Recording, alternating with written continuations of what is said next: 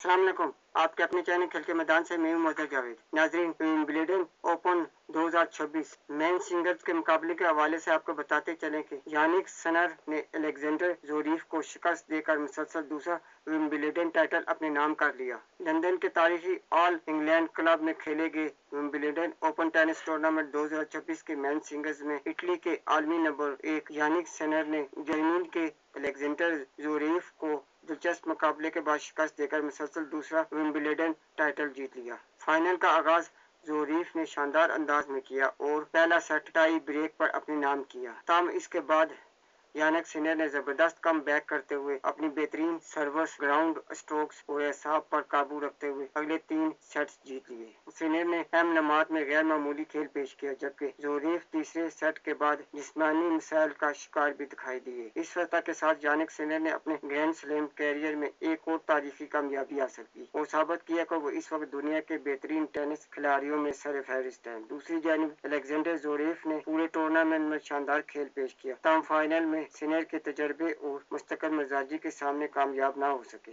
Wimbledon 2026 का mains final आला मेयार के टेनिस, सनसनीखेज लम्हात और शानदार शॉट से भरपूर रहा, जिसने दुनिया भर के टेनिस शौकीन को भरपूर तफरीह फराहम की। नाजरीन, अगर आपको मेरी वीडियो पसंद आती है तो इसे लाइक और सब्सक्राइब जरूर करें और बेल आइकन के बटन को दबा दें ताकि आपको मेरी वीडियो बर वक्त मिलती रहे। इसके साथ ही मैं आपसे इजाजत चाहूँगा। अल्लाह हाफिज।